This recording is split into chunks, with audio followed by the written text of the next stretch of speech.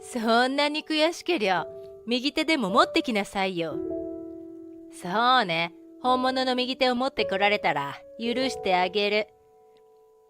女たちは手を叩いて大笑いしている。痴漢をしたと言いがかりをつけられた挙句、俺の右手が義手だと知ると、このありさまだ。その言葉で、とうとう俺の中で何かがプツンと切れた。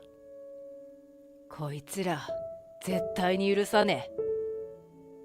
俺は携帯を取り出して、とある人物にメッセージを送った。本当は穏便に片付けたかったけど、仕方がない。俺に因縁をつけたことをたっぷりと後悔させてやろうじゃないか。俺の名前は正信。会社勤めの俺は一見どこにでもいるくたびれたサラリーマンだ。だが少し特殊な家系に生まれた俺。昼間は会社に勤め、夜は家業を手伝うという多忙な日々を送っている。最近は会社の方が忙しく、俺は随分と疲労がたまっていた。この日もクタクタになりながら帰宅ラッシュの電車に乗り込んだ。ラッキーなことに空いている席を発見。これ幸いとばかりに俺はその席に座り、体を休めることにした。二駅ほど過ぎたところで、大きなお腹をした妊婦さんが乗ってきた。妊婦さんは俺以上に疲れ切った顔をしている。よかったらここに座ってください。俺は迷わず妊婦さんに声をかけた。妊婦さんは少し驚いたような顔をしたが、はい、どうもすみません。と暗い声でそう返事をして、俺が譲った席に座った。次の駅ではさらに乗客が乗り込んできて、電車内はぎゅうぎゅうの状態になった。かろうじて左手でつり革を持っているが、立っているだけで精一杯だ。身動き一つできる状態じゃない。しかもなぜか隣に立っている女がさっきからぐいぐいと俺を押してくるのだ。さらにその女は香水のつけすぎで臭くてたまったもんじゃない。そんな不愉快な状況に耐えていると、その女が突然俺に向かってこう言ってきたのだ。ちょっとあんた、さっきから何なの？気持ち悪いんだけど。はい、何がですか？俺は訳がわからず聞き返した。すると女は俺をきっと睨みつけながら、ふざけんじゃないわよ。さっきから触ってるでしょ。と言ってきたのだ。はい？全く身に覚えのない言いがかりに困惑する俺。すると女の隣で立っていた友人らしき女が、へえ、うっそ、痴漢？まゆ、大丈夫？と口を出してきた。まゆという女は、あかり、助けてよ。こいつ満員電車に紛れて私を触ってきたのよ。と言ってキーキーと騒ぎ立てた。それを聞いたあかりは俺に向かって、あんた最低ね。と言った後、皆さん、この人痴漢したそうです。と電車内に聞こえるように大声で叫んだのだ。あかりの声を聞いてざわめく車内。あんなにぎゅうぎゅう詰めだったのに、いつの間にか俺と女たちの周りに円を描くかのように人がいなくなっていく。ちょっと待って、誤解です。絶対に触ってないですよ。俺が誤解を解こうと否定すると、まゆはふんと鼻を鳴らした。あんたの言うことなんて誰が信じると思う？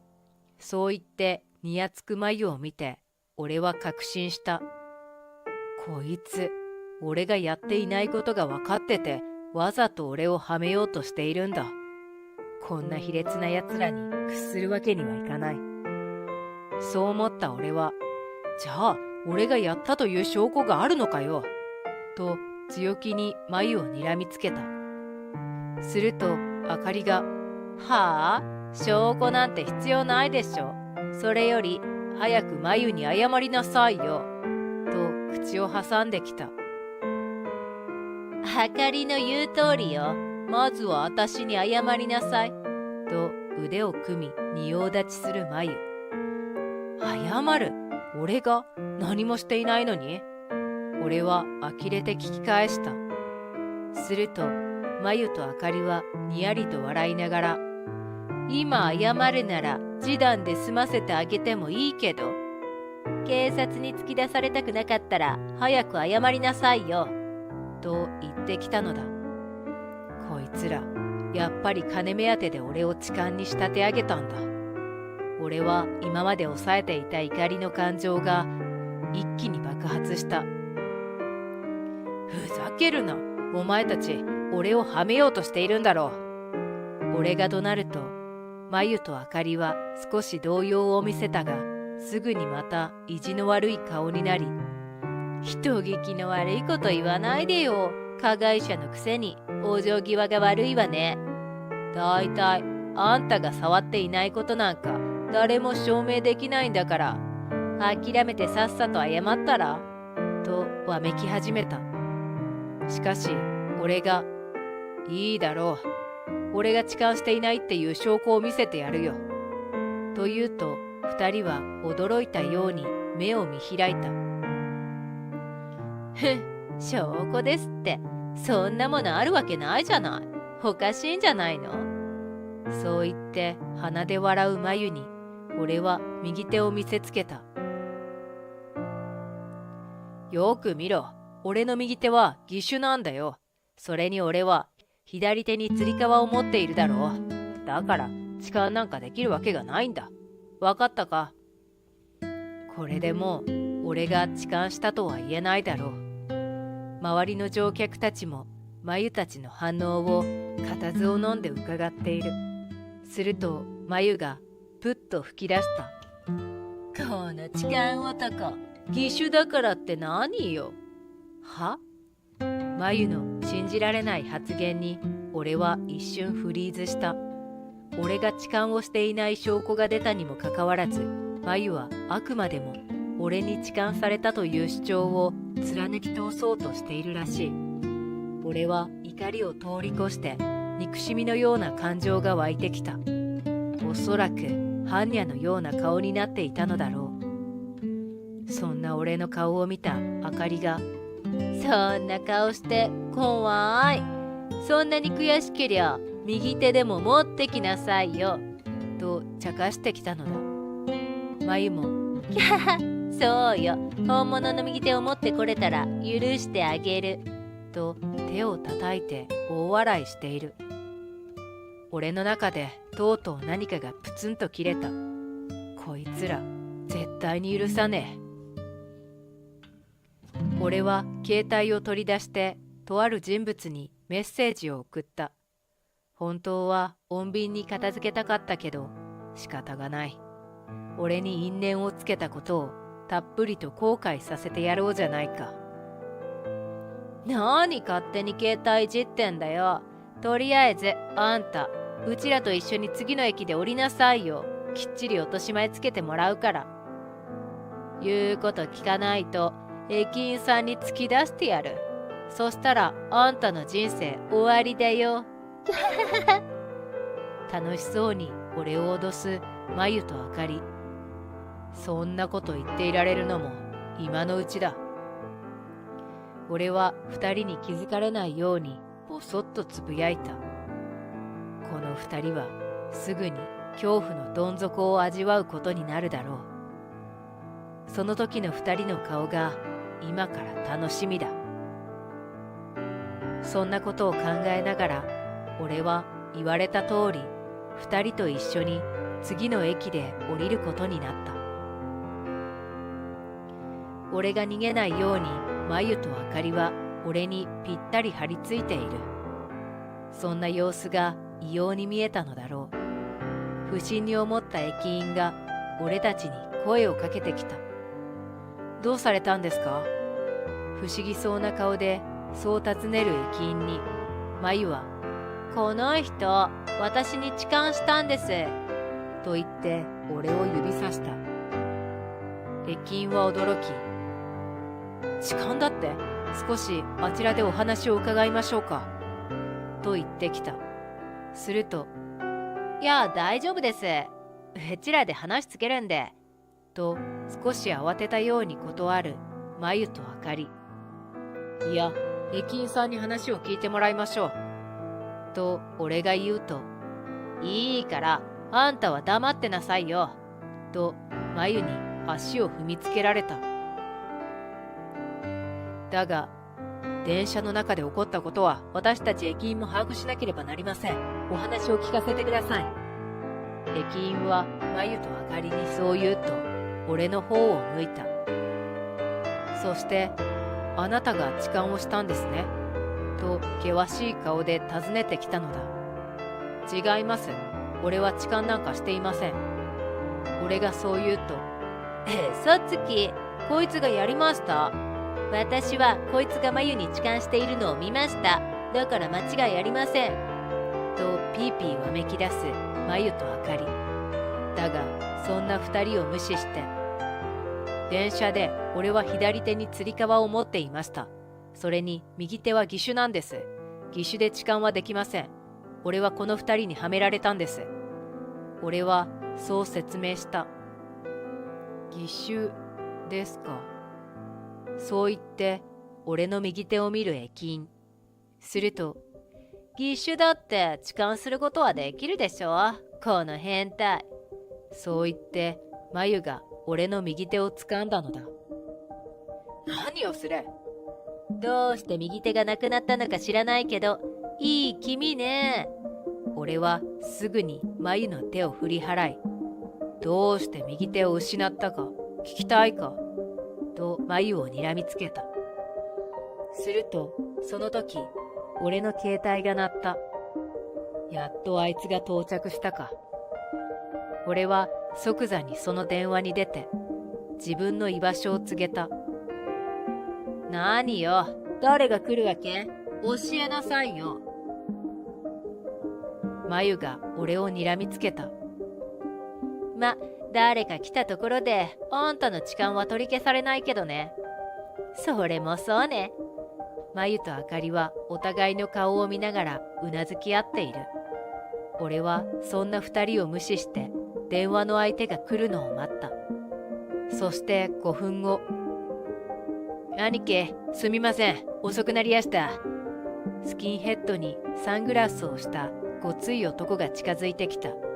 いるだけで迫力満点のその男は堅気ではないのが一目瞭然だ。まゆとあかり、駅員までもがその男を見て固まっている。おう、ケンジ、急にすまないな。兄貴の頼みなんすから当然っす。ケンジはそう言って俺に頭を下げた。そう、ケンジは俺の舎弟だ。ヤクザの家に生まれた俺には舎弟がたくさんいる。その中でもケンジは特に俺によく懐いていて、特に目をかけている舎弟なのだ。ケンジはゆっくりと頭を上げ、サングラスをずらしながらまゆとあかりの方を見た。そんなケンジにまゆとあかりは完全にビビっているようだ。ケンジは、こいつらが例の女どもっすかと尋ねてきた。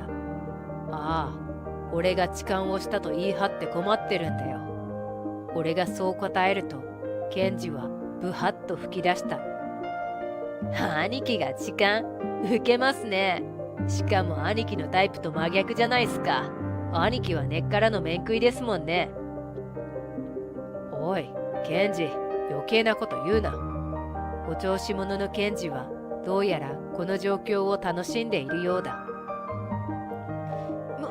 もしかしてあなたたちヤクザなの？あかりが今にも泣きそうな声で尋ねてきた。するとケンジが、ああ、なんか文句あるかと威嚇。まゆとあかりは、ひっと息を飲んでそのまま黙ってしまった。それより、例のものはちゃんと持ってきたのか？俺が例のものと言うと、今まで黙っていたまゆが、例のものって何よと反応した。お前ら言ってただろ。本物の右手を持ってこいって。言われた通り、ここに持ってきましたよ、と。俺はそう言って、検事から箱を受け取ると、その箱の蓋を取って、まゆとあかりに差し出した。これって。青ざめた顔で箱の中を覗く二人。箱の中身を見た途端、キャーと悲鳴を上げた。実は箱の中にはホルマリン漬けにしている俺の右手が入っているのだ。1年前の抗争で右手を失った俺は右手を処分しようと思ったのだが、なぜか舎弟たちが記念だからといって右手を大切に保管していたのだ。おいおい、そっちが持ってこいって言ったくせに、その反応は失礼じゃないか。せっかく持ってきたんだから、もっとゆっくり見てくれよ。俺が箱を近づけると、ひい、助けて。あかりは後ずさりして駅員の後ろに隠れた。一方まゆは口を押さえて今にも吐きそうな顔をしている。二人とは対照的に検事は、いやー、兄貴の右手こうして残しておいてよかったっすね、と大きくうなずいていた。お望み通り本物の右手を見られて満足か？俺がまゆとあかりにそう尋ねると、二人は真っ青な顔で、すみませんでした、と思いっきり頭を下げた。だが俺の怒りはまだ収まらない。謝って済む問題じゃないんだよ。自分たちが何をやったのか分かっているのか？申し訳ありません。この通り命だけは許してください。まゆもあかりも恐怖で肩を震わせている。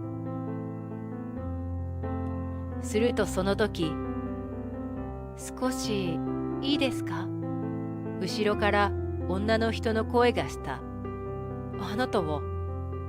俺たちに声をかけてきたのは、先ほど俺が電車で席を譲った妊婦さんだった。夫と思われる男性と二人で俺たちのそばにやってきた。妊婦さんはまゆとあかりを指さして男性にこう言った。あなた、この人たちで間違いないのね。すると男性は、ああ、間違いない。この二人だ。とうなずいた。やっぱり。と言ってため息をつく妊婦さん。どういうことですか？俺が尋ねると、妊婦さんの隣にいた男性が暗い顔をして話し始めた。